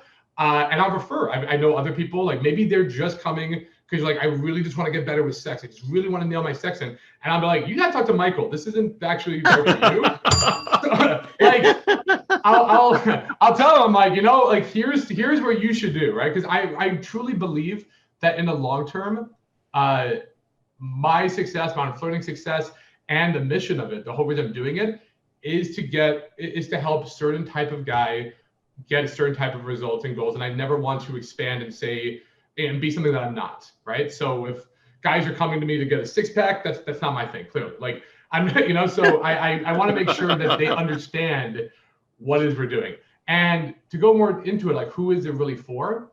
I found it to be, the age doesn't really matter. I mean, I got a guy just joined who's 19. I got a guy right now who's 66 in the program. So that tells you the age range, okay? If I had to pick primarily, I would say somewhere between 25 to 35 or 40, maybe, but I have older guys too. I have some younger guys. So right. that to me is not important. What I've found the right kind of guys for me are the busy professionals or entrepreneur types, the guys who don't have time to be going and figuring this out and are very growth, minded better. I've also found guys who are like me back in the day who are just struggling. They haven't had a date in months or years. They really don't have a clue what's going on. They're kind of like me. Those are my bread and butter. Those are the kind of guys that I help and respond well to the most. If we're talking about, like, types, I get a lot of Indian and Asian guys. I get a lot of guys. I mean, but of all, I think I got white guys, Hispanic. I mean, it doesn't really matter. What matters, I guess, is two things. Either one, they are coming from what I came from, where they have a pain, where, like, this is a problem. They're not getting dates. They're not getting relationships. They're not having sex. Or they're just getting a lot of anxiety. I get a lot of guys coming to me because it's like, I walk into a room, I don't know what to say. I don't know what to do. I don't really have any friends. Help. All right. And that's where I was coming from. And then the other type of guys I get are the growth motivated guys. And I'll get guys who are like, if you saw them, you'd be like, why the hell is he in the program? This is a really handsome, model looking guy, well spoken. You'll see, like, a lot of those guys join the program. They're usually like CEOs, entrepreneurs, busy professionals. And the reason they're coming into it because they understand a simple truth. And that is, Olympic athletes have coaches. The best people in the world have mentors or have coaches, because the moment you get content and you're like, I'm good, I'm comfortable, then that is the biggest killer of success or any future growth. So I do get a lot of guys who are like, look, I'm good, but I want to be great. And from what I've seen, you're the guy who can help me get me there. And I love those guys too, because, and a lot of times they also have time constraints. They're like, can I get this down while still working, like, 60-hour weeks, 70-hour weeks? Can I still learn this and get, make this happen? Because I'm running a business, I'm running a whole thing. And I'm like, absolutely, let's make it work. So I just have to say, I just have to say, there's somebody cleaning the windows behind you. And it's totally I just want to include it. Don't pay attention to it. Pay no attention to the lady behind this. Well, we do have several women who are watching, and in our chat right now, they're asking the question, what about women? Do you also consult women? Well, yeah. So like I said, I do want to. Here's the thing with women. Okay, so the women asking the questions. When I do coach men, it's very much two things. I want to get more women attracted to me. How do I get them attracted to me? and I want to build up a social circle and lifestyle. And then with the attraction, guys either want to build attraction to play the field and have adventures and have fun, or they want to get into a relationship, right? It's very simple with that. Or they want to have a lot of high status friends and be connected. It's simple. That's it. And I could just walk into that path. Simple. With women, it's I want to get over a guy. I want to get better with guys in general. I only want to get this one specific guy. I want to, be okay or better on dates. I don't know if I'm presenting myself correctly. I want to screen guys, but like there's always something different, right? So I like to do more one-on-one work with them. And what I can tell women here specifically, what I really can help women with is how to go through the dating process and screening the right kind of guys that are good for them. Recognize, because I think a lot of women are emotional creatures. So, and they make a lot of decisions based on impulse, based on emotion of that moment. Here's the thing for the women watching this: for 5 years of my journey, 3 to 5 years of my journey, I was the ultimate player. I'm telling you right now, my past goes into I learned like the pickup arts, being a pickup artist and all that kind of stuff. So I was treating women as objects. I was using them. I was being a player. I was able to get out of that mindset and get a much healthier identity and mindset for myself. But the good part of that is I know all the tricks. I know how these guys think. I know how they work. I know the stuff they use. And the problem is a lot of it can make women feel emotionally a certain way. But if they're not aware of it and ready for it, they're going to be giving up their time with really great guys to emotionally fall for a player who's going to end up hurting them later on and Yes, not be the kind of guy. Thank you. That's so good. Thank you for distinguishing that. This speaks to like the nice guys finish last, women like bad boys thing. Yeah. It does speak to something like that. And it's really good that you would caution women about guys who are players and how to deal with that emotionally. Here's the thing I tell women. Do you want to meet an 8? Let's objectify guys for a second, just put them on a scale, right? Of how attracted you are to them, 1 to 10. And here's a question for women. Do you want to meet an 8 who turns into a 2 over time? Or do you want to meet a 2 that turns into an 8? I love that. That's a great question. And the other thing is I love that. When me too. What am I? I'm curious. What am I? Well, I think the night You're I a met 10, you, Mike. were probably a 2. Oh, the 2. And then the second night I met you, you turned into like a 6, 7. Yeah. They'll surprise What am I now? you. See, here's the thing, guys, these kind of guys will surprise women, and it's not women's fault. The thing that's going on in women's minds is classical conditioning. They get bombarded with offers and guys hitting on them. And so they have to quickly pigeonhole these certain guys. So when they get a certain approach, they just close off because you go, I've seen this so many times, and they just start Xing guys off and not giving them a chance because they're just conditioned that way. It's like they can't give every guy a chance, right? Yet they would be surprised if you can look at the right signs and see the right signals and give certain guys a chance. It, like you said, it was a 2. I wasn't feeling this guy first, but then it grows into an 8. But what players know how to do is be really great up front, but then they end up hurting them in the long run, and it's not what the girls are looking for. Yeah, it's kind of like being shiny and not having a whole lot of substance behind that. And I think that it's hard to show the substance right up front. It's easier to show the shiny, but you can show that substance up front. And a lot of that has to do with some of the things that I think that you're teaching. Yeah. Well, that's what modern flirting is trying to do. It's like, the third option is, do you want to meet an 8 who stays an 8? And that's what we're trying to do. We're trying to take great guys and teach them the right ways of going about this and doing it so that, women can notice them, become attracted to them. They go through the right dance, that they go through what I call the attraction ladder. And then when they're actually dating and together, women realize this guy's an amazing, great guy. That's yes, great. I think that's so great. We do have a question from Gisela. She's asking from our chat. She says, can you help women with how not to emasculate men? Yeah, of course. I mean, look, this is a concept with business and this is a concept with dating, okay? When it comes to emasculating men, I think I'm assuming that's happened to her. It's just knowing what kind of things are emasculating and what kind of things aren't. It's also understanding what kind of guy you want to deal with and what kind of guy you don't, right? you can do really hardcore things to emasculate a guy. And like, if, you know, somebody's acting tough and like, oh, please, you're not gonna do anything. You're a pussy. You're not gonna fight him anyways. You can't do shit. Like, that's very emasculating to a guy, right? So there's going from that to maybe a playful tease, be like, oh, I don't think you can handle me. It's like, oh, you don't think, you think I can handle you? How dare you? Like, I can handle anything. Like, so certain guys will get triggered by different things, right? So you got to know what's actually emasculating and what's not. But there is a concept here in business and a concept, which is you have to know what you're the best at, what you like, what's really great for you. And then you have to realize what's really great for guys. What do guys respond to and like? And then you have to figure out of these things, which connect. And then you play on that. That's your strength. So that's something I've tried to like find for women in terms of like, if I don't want to make a girl anything she's not. Like, I never want a girl to, you know, play a role or, you know, whatever.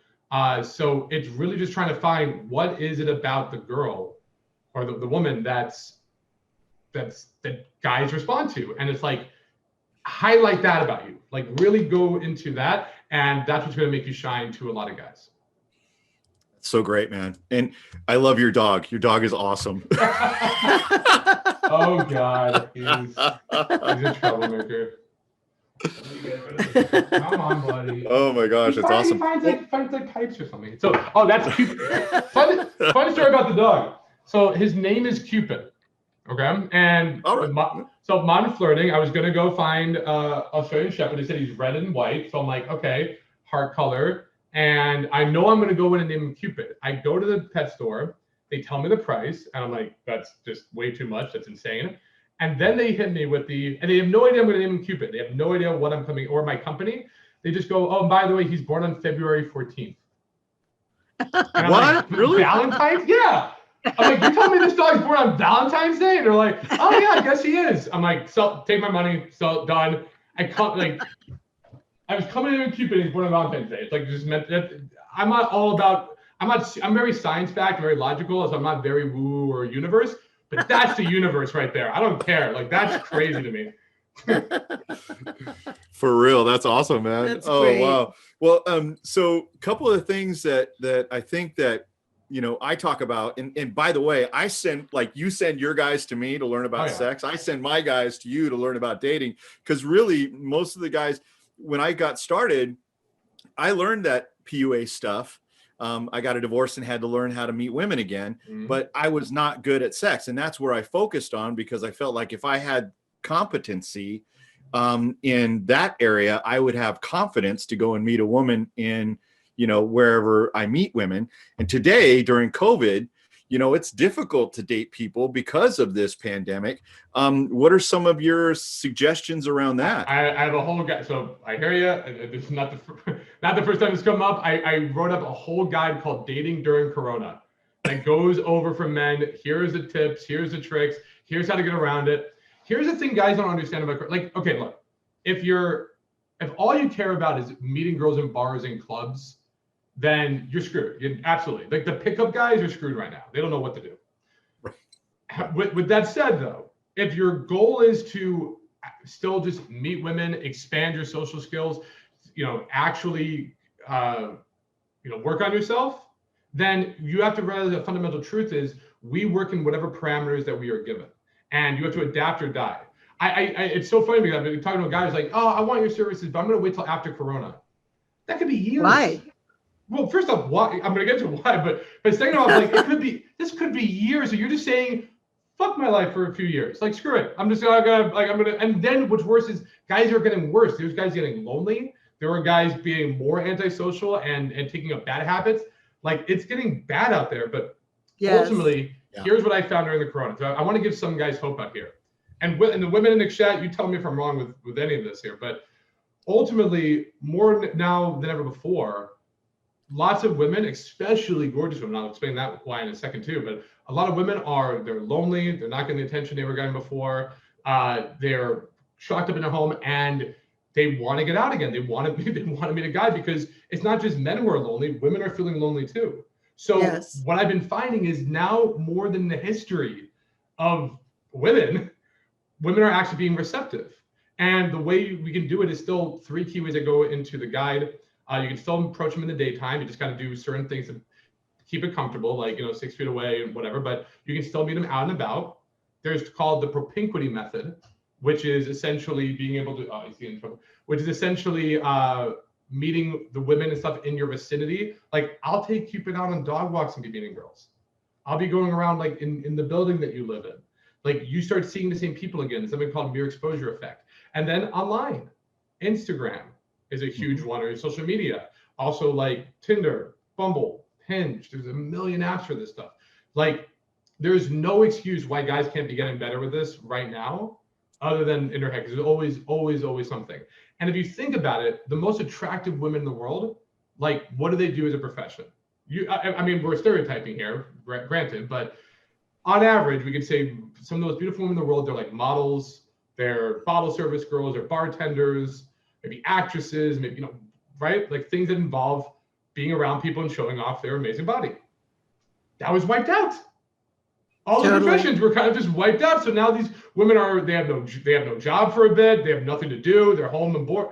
Like, to get with these kind of girls we did, and like befriend and social circle all the key people, all the key guys, you had to get like access to the most exclusive club or venue in your city. You had to go be behind the velvet rope. Things that would cost, either you have to have the right connections or a ton of money, thousands of money you're spending each night. Now we're all on an even playing field. So for me, it sucks because I can't siphon all those girls over to my side of the velvet rope. But for the average guy, this is a godsend. It's amazing. Yeah. I know two women who met wonderful men on dating apps during the COVID. Like wonderful men, and they had a chance to screen them. They didn't get together with them right away. They had a chance to ask a lot of questions and get into dialogue and have phone or Zoom conversations that they wouldn't have had before. The greatest thing to ever happen for women dating is the FaceTime. I'm so convinced the best thing to ever happen for women, and if you're a woman, you're watching this, even if you meet a guy out and about, I would still argue this: before you go on a date, do a FaceTime, because the guy will feel more connected to you as well. I feel this. It happens to me when you do a FaceTime.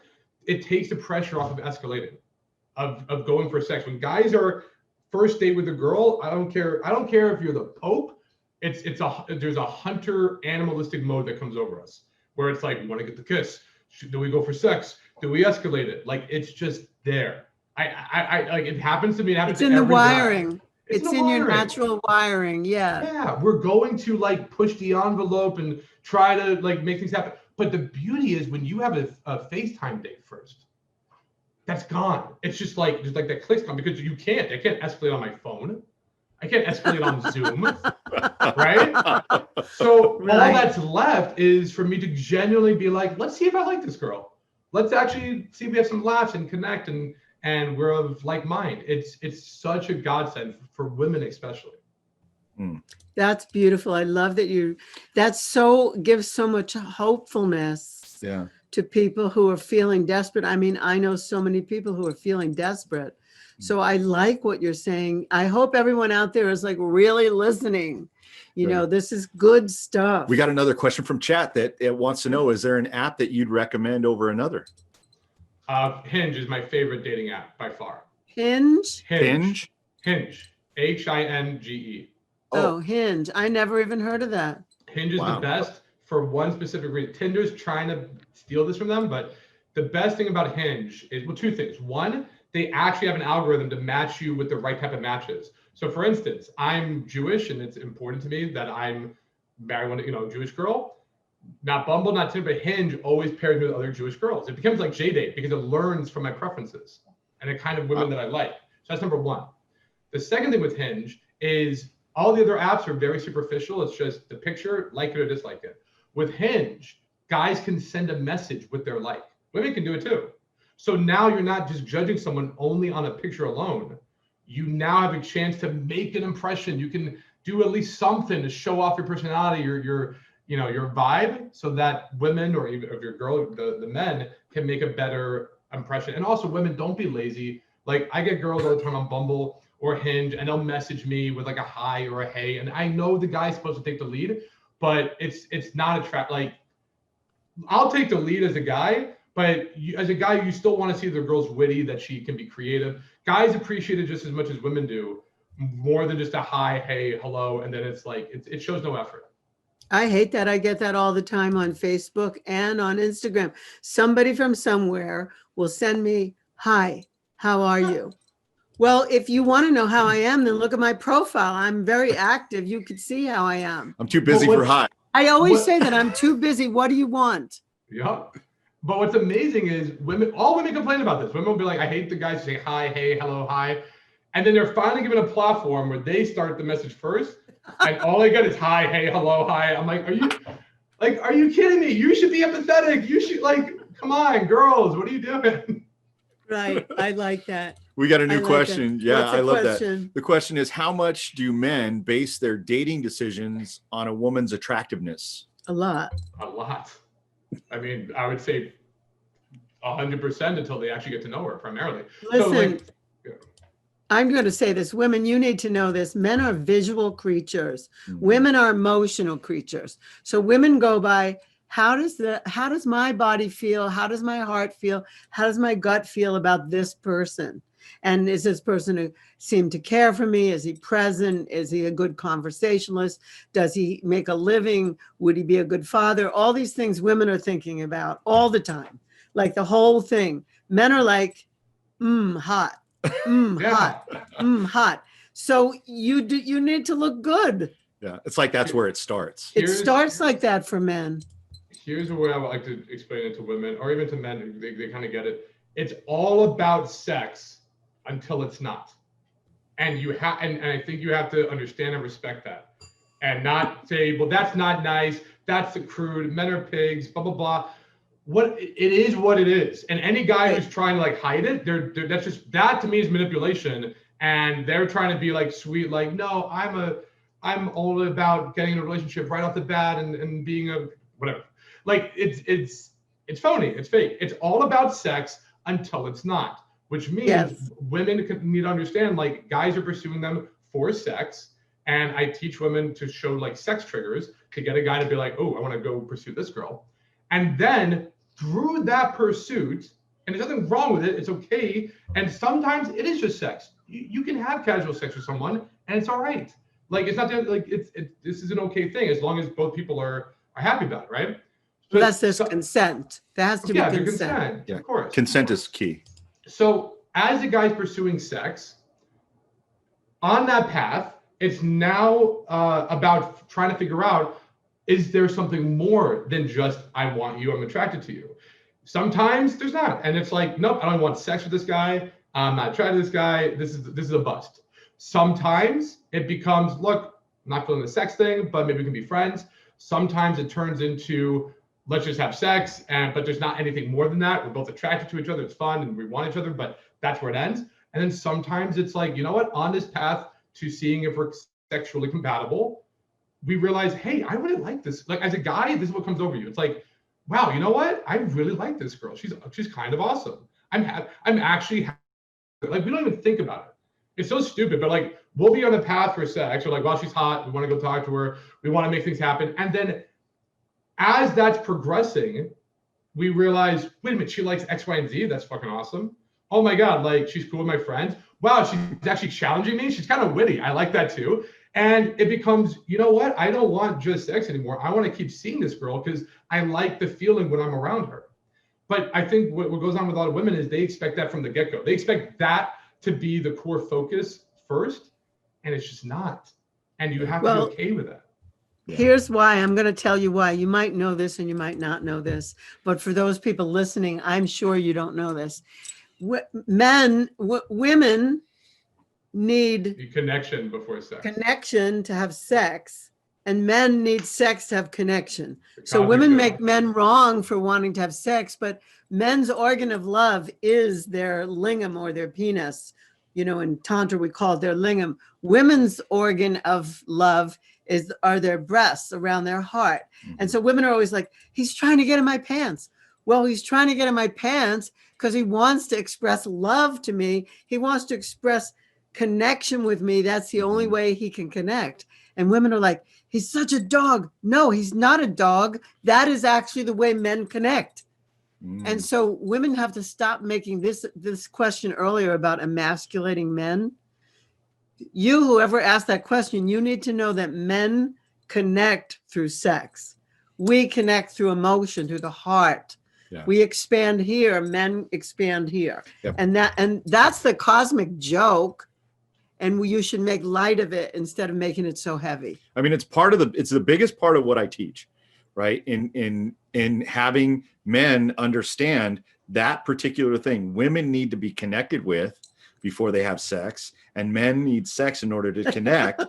and just as she said, but my goal is teaching men how to connect, like how to have that connection happen. And his too. So that she feels safe. And that's exactly what you teach. Yeah. I say it's a Venn diagram. Like, here's sex to connect. Here's connection for sex. We meet in the middle. And which would be like a kiss. I call the kiss the attraction contract, where we both realize we are now into each other. It's sexual for the guy. It's a connection feeling for the girl. But in the middle of the attraction ladder is the rung of connection. And what it does, is it morphs it so that early on, when I'm teaching guys early on, don't make it about sex. Don't do this whole direct thing where, like, you're really cute, I'm gonna come talk to you. Because again, just think, like, it might be authentic and it's great, and but she's conditioning him as every other guy.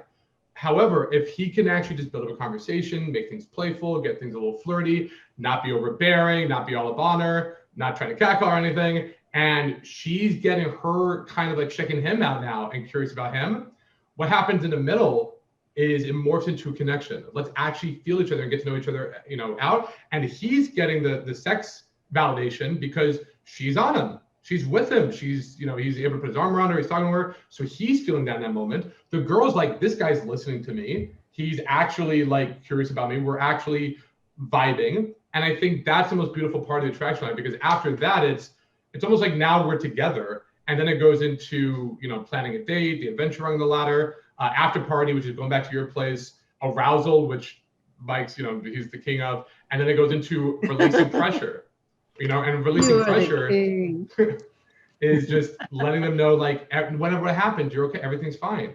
Everything's okay. Yeah. And whatever happens, happens. But that middle part, that connection part, there's a sequence that needs to go by that helps the men do it and the women.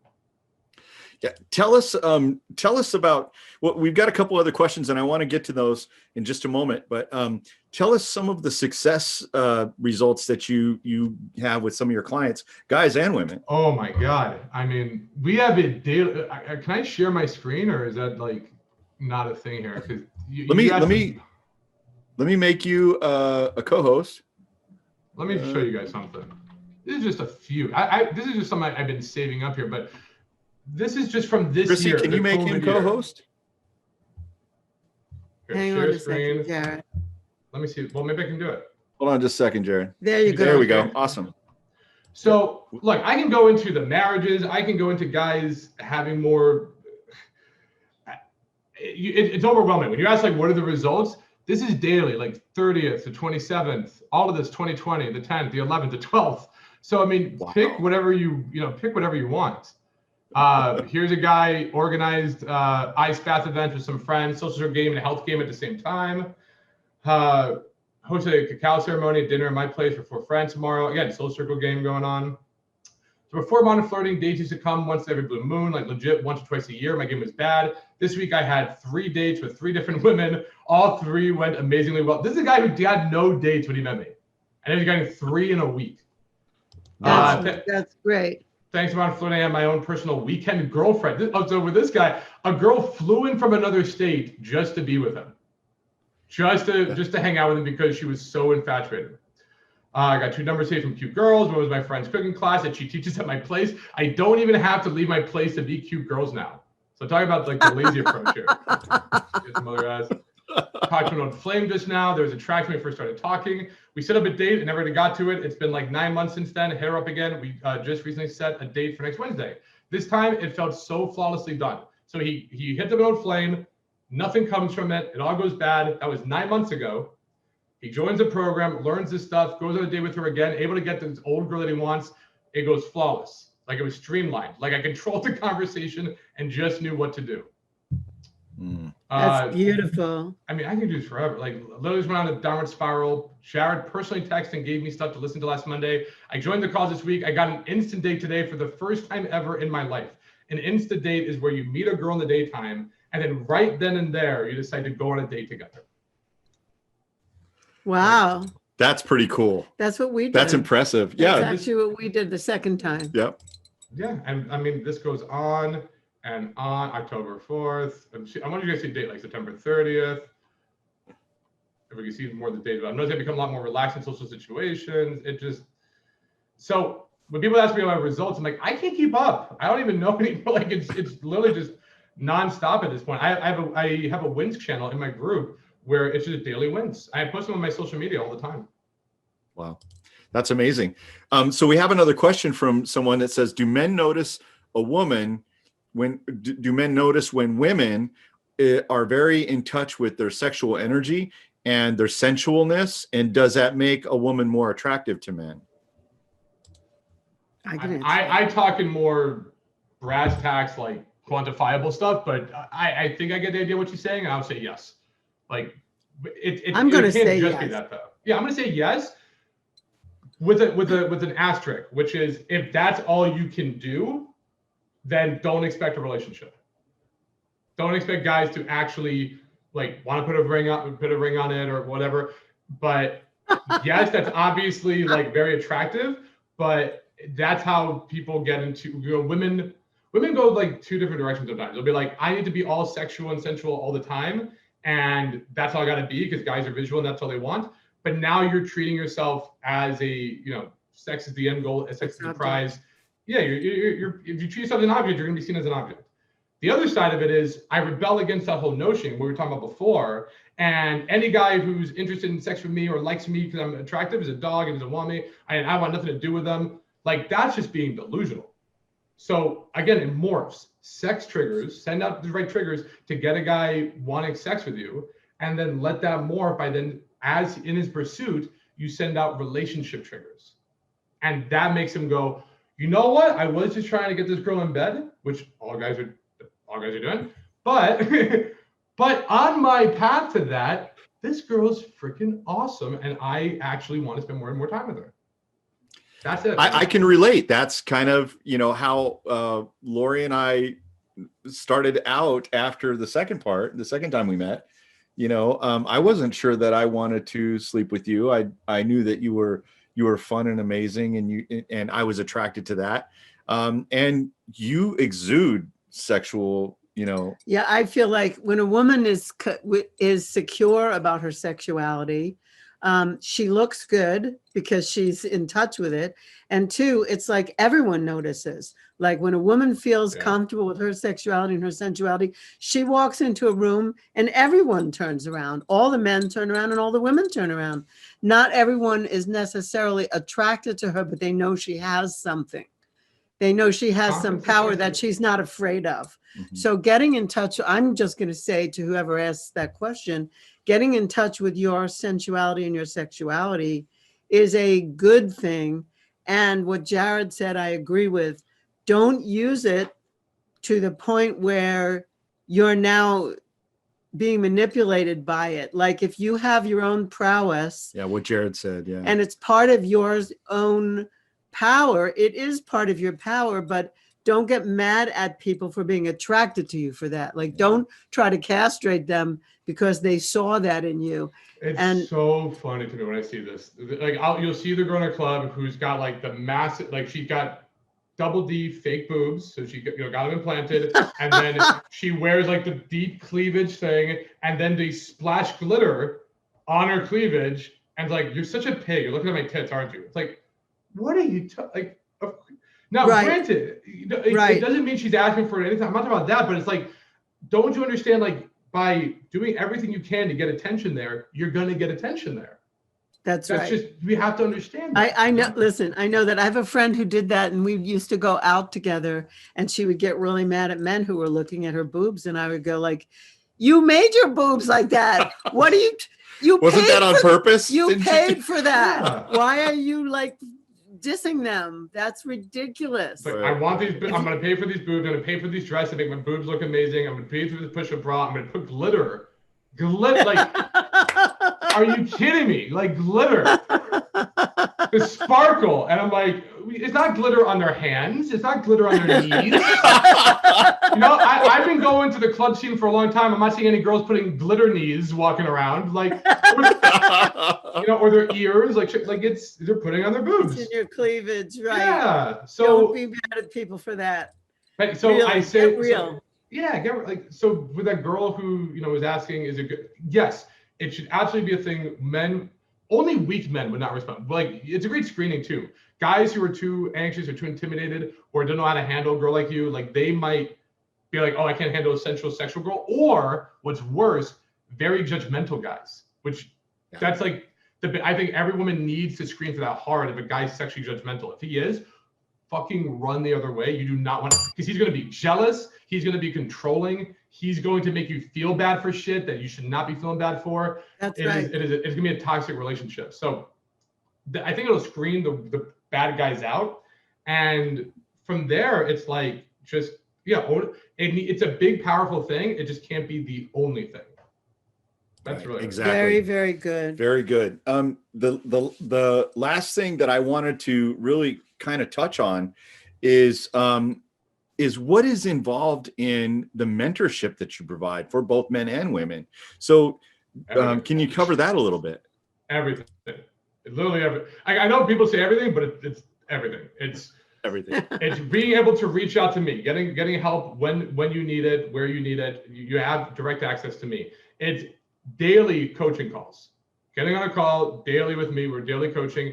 It's a support system. It's a brotherhood where you can have, guys who are going through what you're going through, out to them and build friendships and learn from each other. We're masterminding every single day in the Slack group.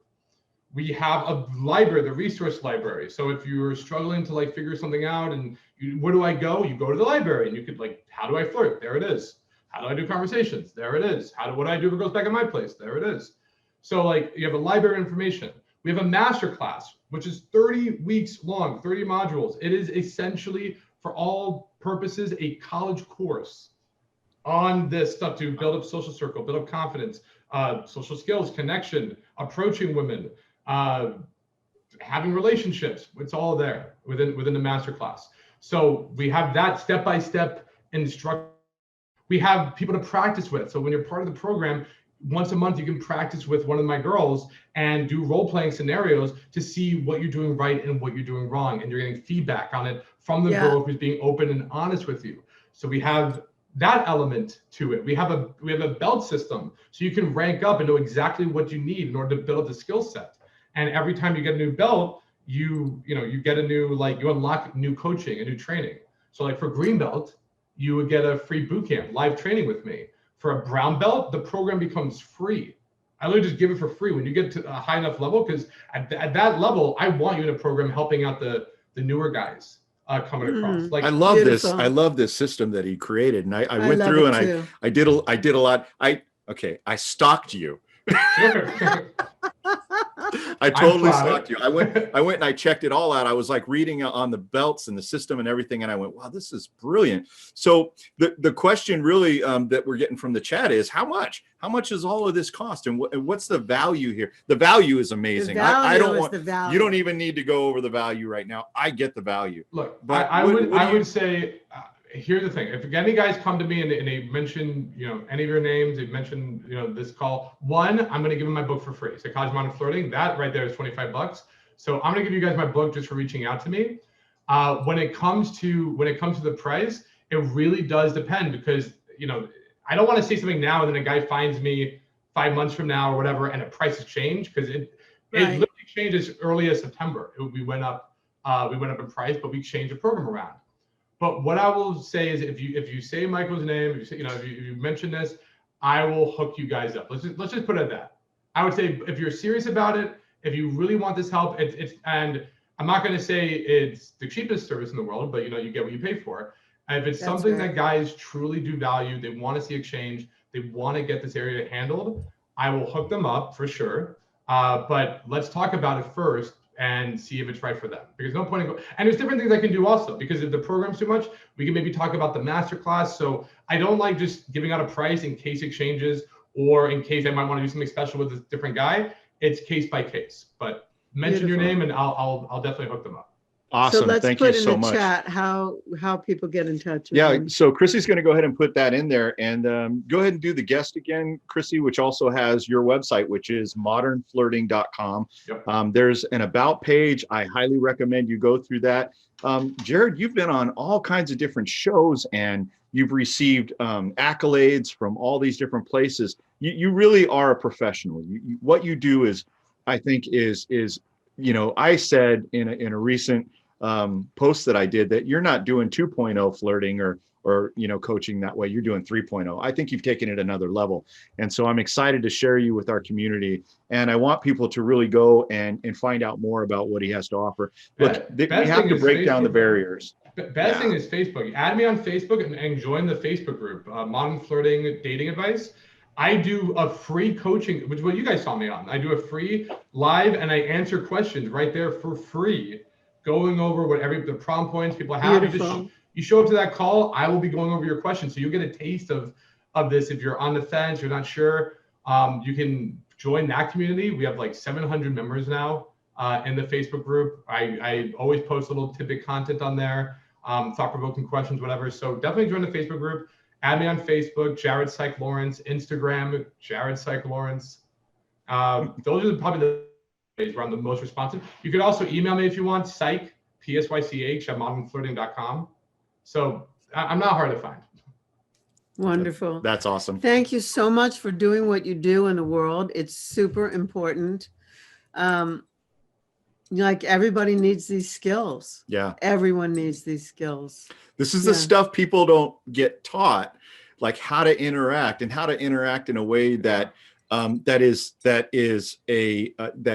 lacks the trauma that so often we end up finding ourselves experiencing simply because we haven't had a coach. Look, if you don't know how to date, you need a coach. If you don't know all the ins and outs about sex, you need a coach. Hell, if you need to learn how to play baseball, you need a coach. You need a coach. You need a coach. Great. And I personally recommend Jared for dating because I find that his work is just that good. So I really do appreciate you being here today. Thank you, Jared. I can't wait to connect with you next week on the live call. I'm in your group, man. I'm paying attention. Yeah, I'm there.